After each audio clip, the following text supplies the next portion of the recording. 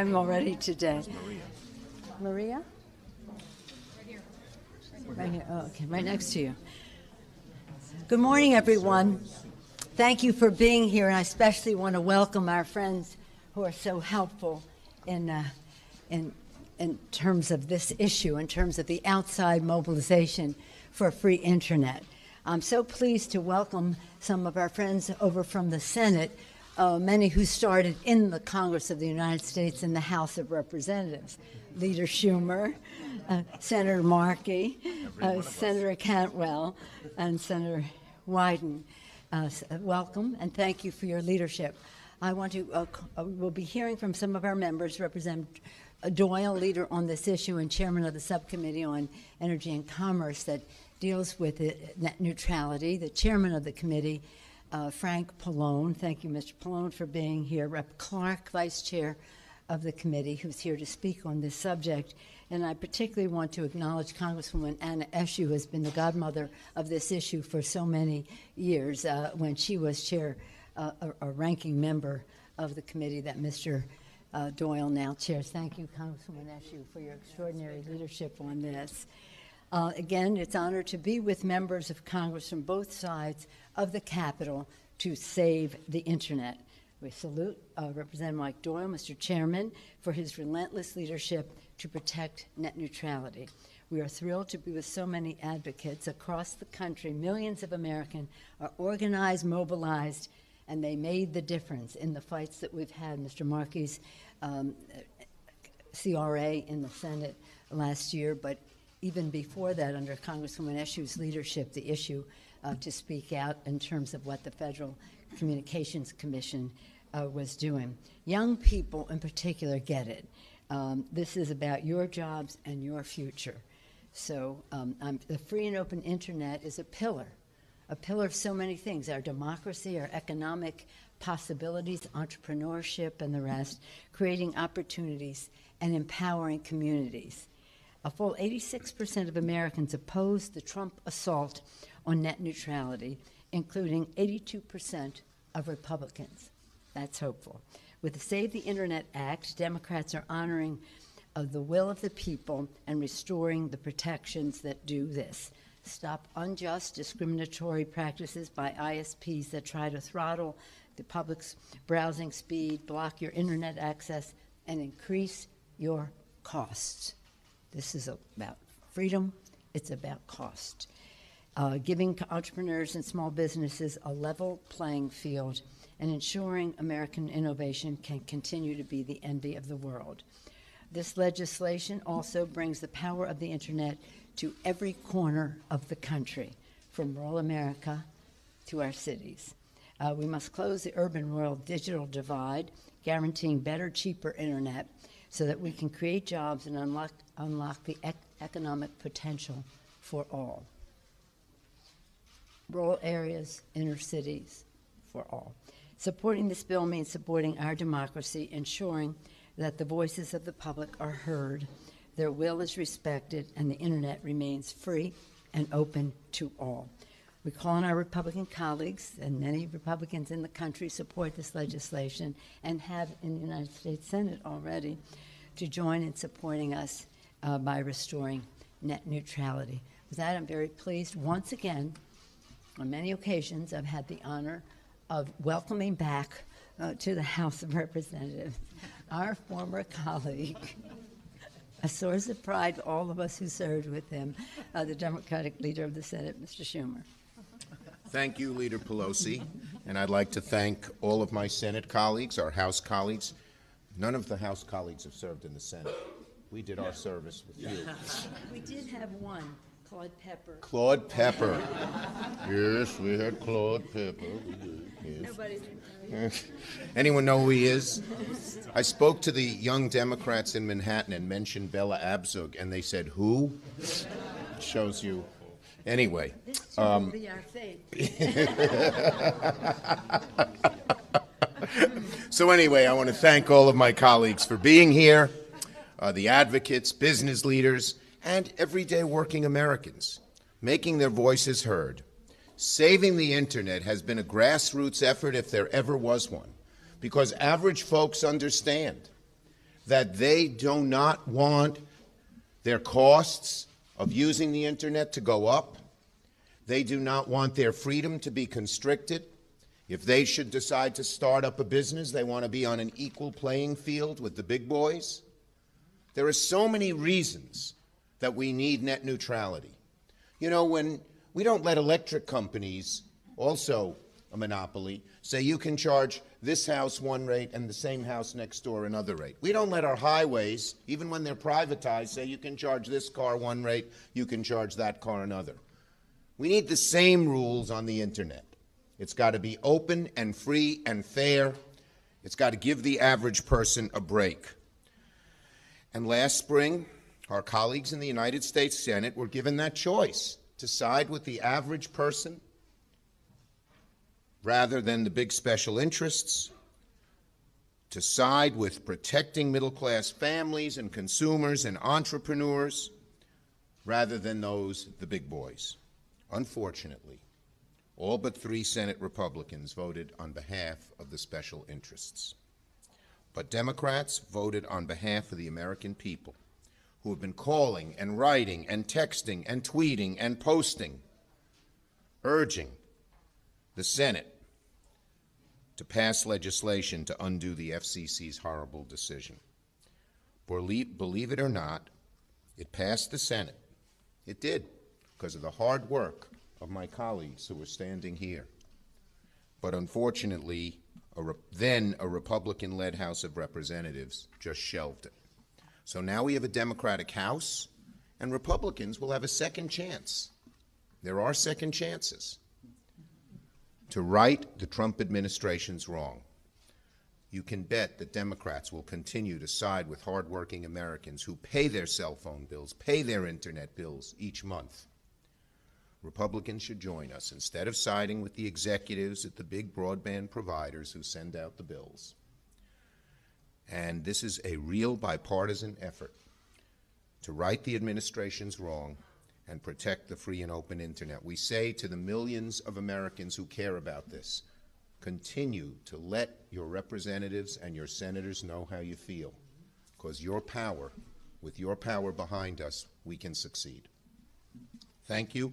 And now it is my honor to call on a great Congress member from the neighboring state and a great Steelers fan, Representative Doyle. Thank you.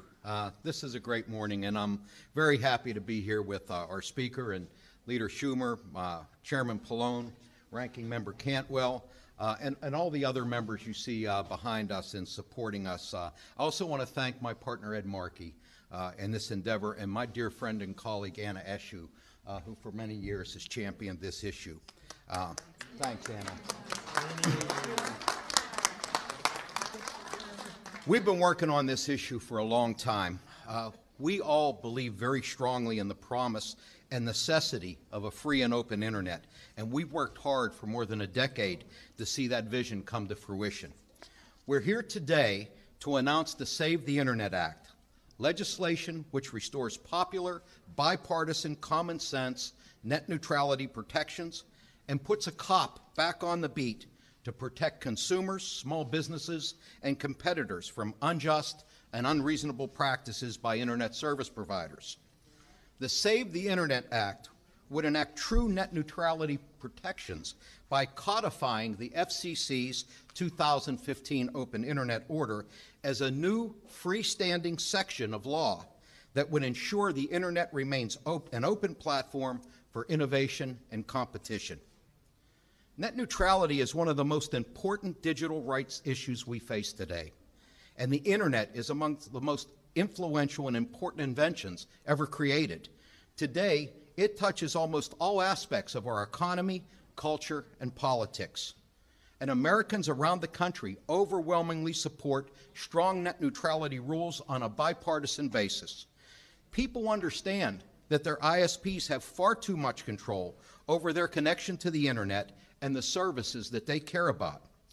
So whether it's slowing down Netflix, blocking access to innovative mobile services, or adopting anti-competitive zero rating policies, the track record for ISPs on this issue is clear. and consumers and small businesses want the protections and the certainty that strong net neutrality rules provide. I'm proud to be introducing this bill along with Senator Markey, who has been a champion for free and open internet. Together, we hope to advance this legislation through the Congress and restore these essential protections for all Americans. And it's now my great pleasure. Oh, and I also want to also mention we have many participating organizations that have worked hard with us throughout the years for this and continue to work for it. The Center for Media Justice, Color of Change, Consumer Reports, the Electronic Frontier Foundation, Free Press, the National Hispanic Media Coalition, Open Tech Institute, and Public Knowledge. All of these organizations have been working tirelessly over the last decade to bring bipartisan net neutrality rules back to consumers and small businesses, and we thank them all for their participation. And now it gives me great pleasure to introduce a former House member and my colleague, Ed Markey. Thank you, Michael. Thank you, Michael, so much. Thank you for your incredible leadership on this issue.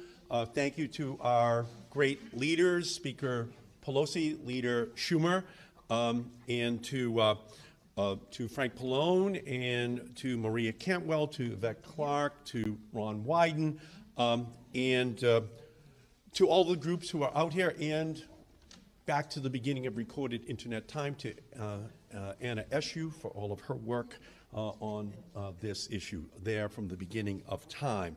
So we have a Internet Time. Internet Time. That would be 30 years. Whether it is in the halls of Congress or in the courts, we will not stop fighting until net neutrality is fully restored. Today we take another important step in that fight. The fight to save the internet as we know it. A fight for innovation, for entrepreneurialism, for the American economy. A fight for free speech, the cornerstone of our democracy. The fight for net neutrality. And it is a fight that we can win, because another way of saying net neutrality is non-discrimination against the smallest companies, against the smallest voices within our society. We are standing and fighting for them here today, and we will not stop until we win. Last year, in an historic bipartisan CRA vote of 52 to 47 in the Senate, we sent a message to President Trump about what a free and open internet means. Free of corporate control, open to all who want to communicate, engage, and innovate. This bill does what the American people want. It returns us to the rules that ensures that they are not subject to higher prices or slower internet speeds or even blocked websites because the big broadband providers want to pump up their profits. Nearly every single member of the Senate Democratic Caucus is a co-sponsor of our new legislation, the Save the Internet Act. Last year, we sent a message on net neutrality to Donald Trump, and today we send another. This Congress won't fall to his special interest agenda and his broadband baron allies. Instead, we will do right by the people who sent us here and protect the internet as we know it. We are on the right side of history, and we will not give up this fight. It begins today, and this coalition will not stop until we win.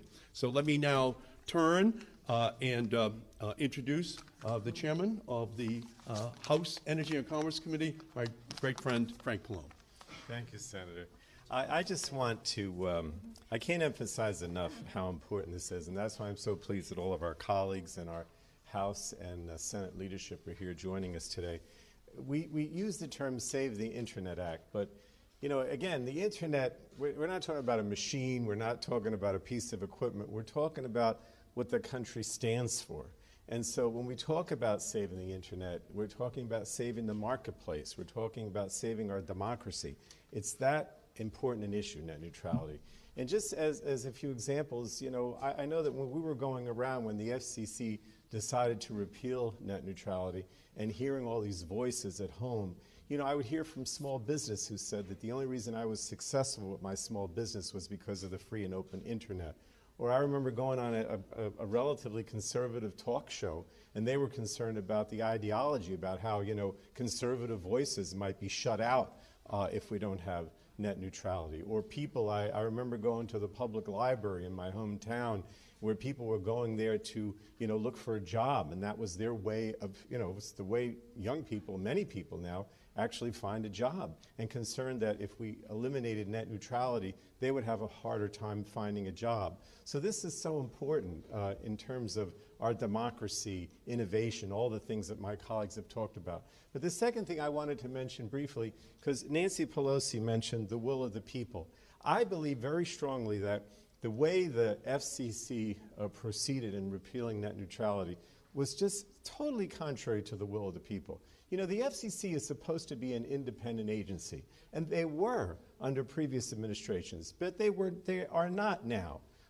Chairman Pai and spokespeople for President Trump made it quite clear before they even started to have hearings on this repeal rule that they were going to repeal net neutrality.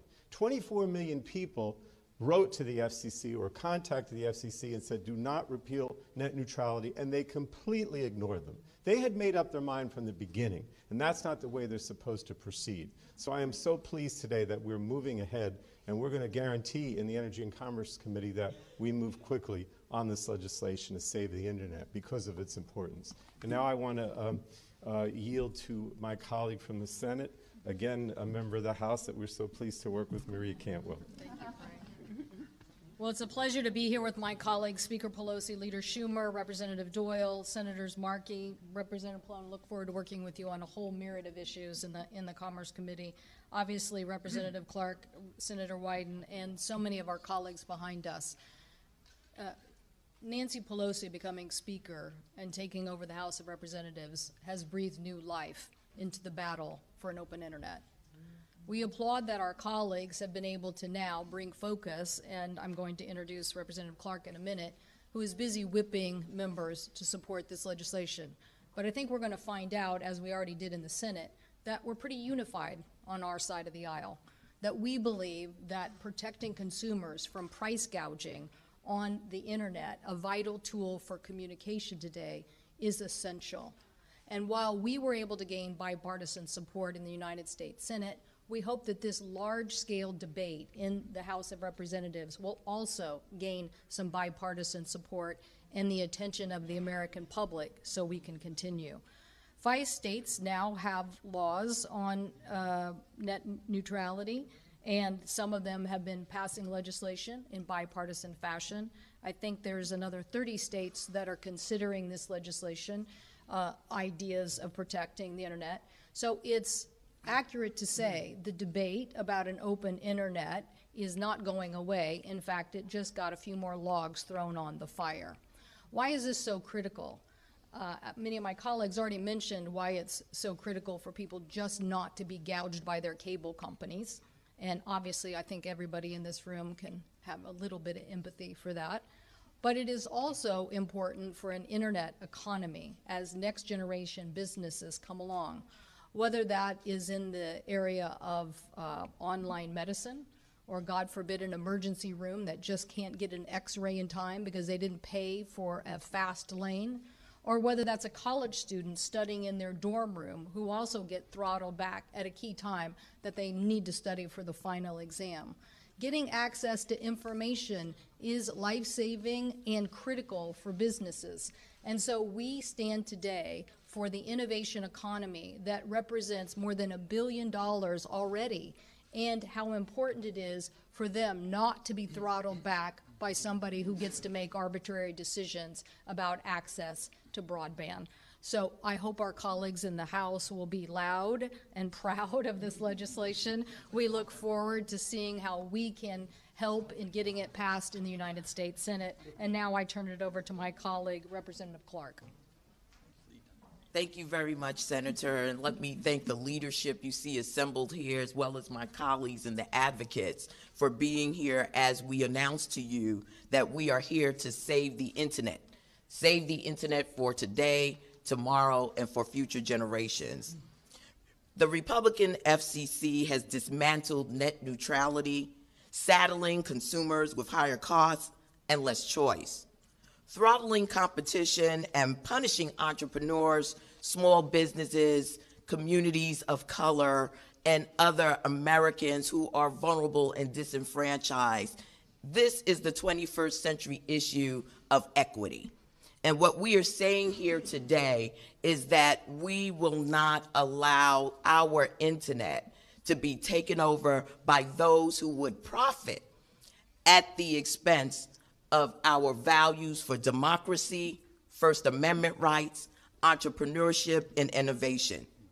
Democrats promise to restore open, unrestricted access to the internet and build out high-speed internet for every community across this nation, be they rural, be they towns, be they small cities, be they schools or businesses. America is still waiting for it. Today, we are keeping our promise to the American people, as has already been stated, and we are proud to announce the introduction of the Save the Internet Act.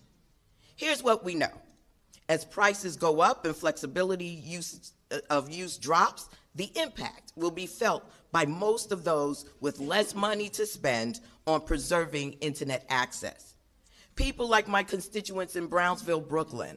Reducing effective internet access has a profound impact on low to moderate income individuals.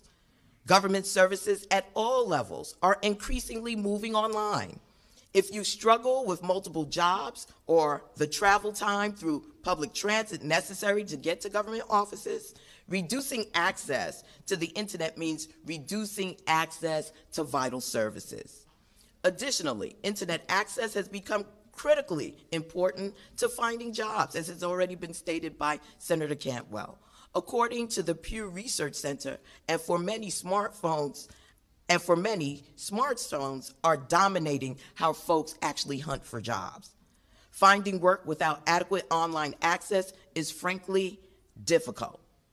Lastly, if you have young children, you know that internet access is virtually mandatory at school, work, and at play, whether to do research, gain access to course materials, and more.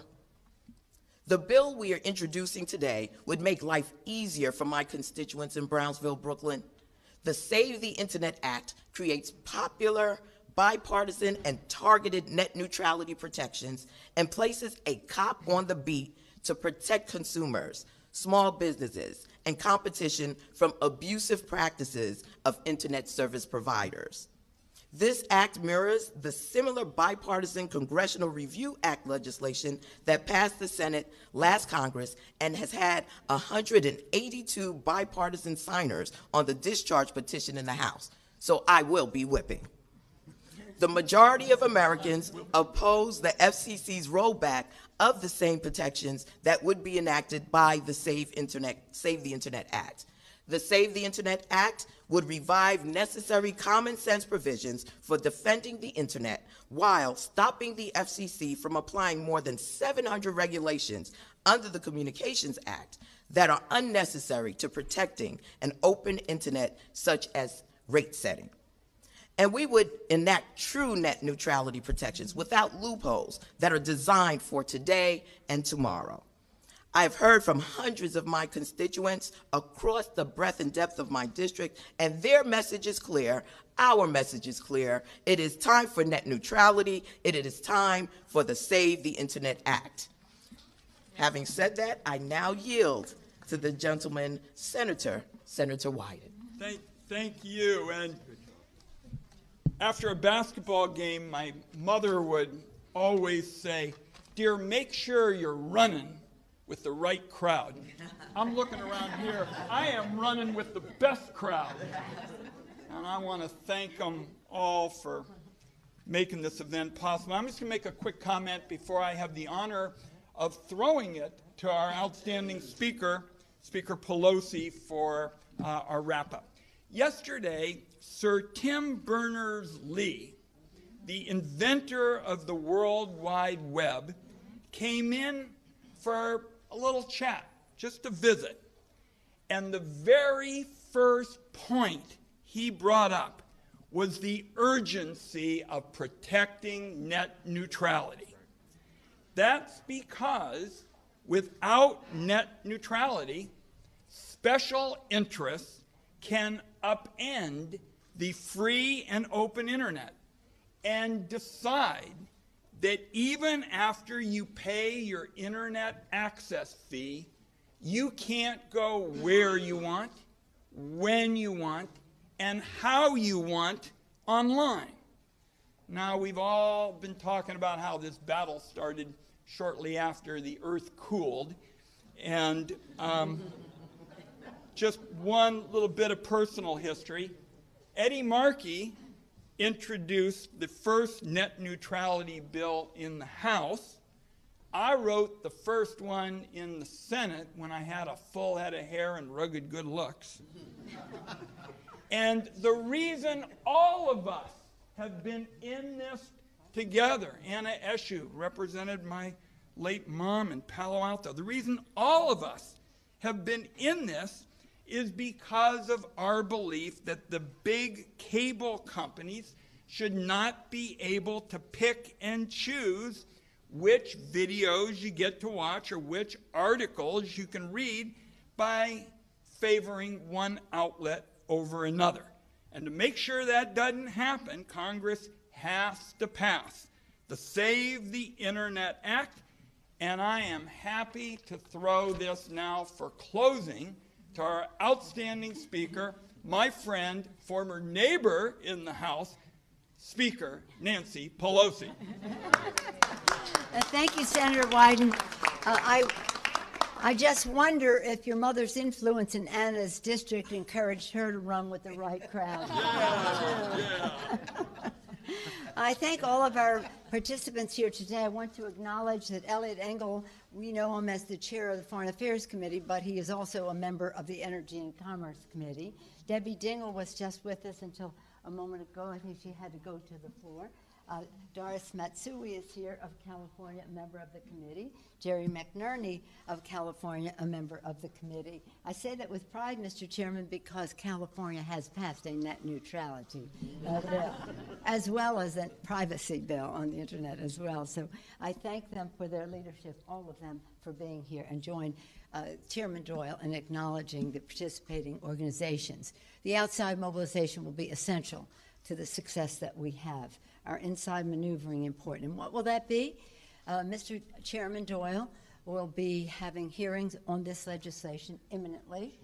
Next week. Following that, a markup of the bill, and then following that, a markup in full committee under leadership of Mr. Pallone.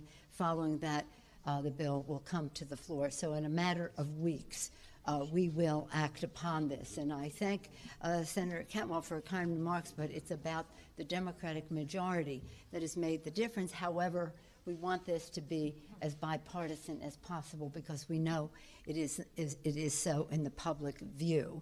Anna has given us some instructions over our shoulders. I don't know if she wanted to weigh in for a moment about this. I think this effort has been very well explained this morning, but I think that there's something that needs to be noted. This is a two-page bill. A two-page bill. It has all the clarity in the world. There should not be any excuses on the part of any member of Congress because this has full clarity. It was tested in the courts and won each time. And so what is in this bill is our declaration of independence of the big boys. And that's what it is, and I look forward to its passage. Yes, and I'd also like to acknowledge that the outstanding commissioner from the FCC, Jessica Rosenworcel, is here, and we're so proud of her service and her fight at the FCC. Thank you, everyone.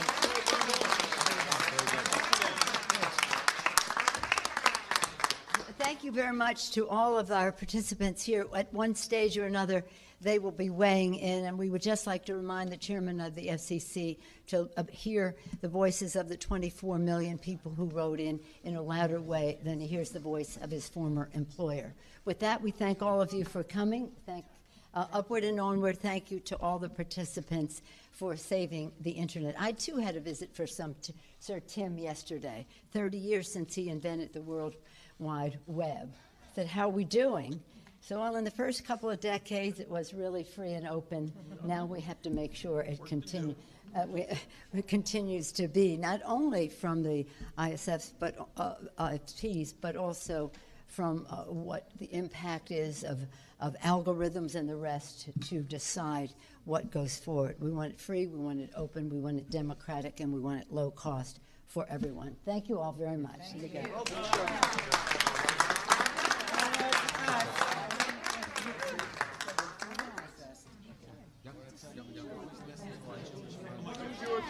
If your Jewish mom tells you to do it.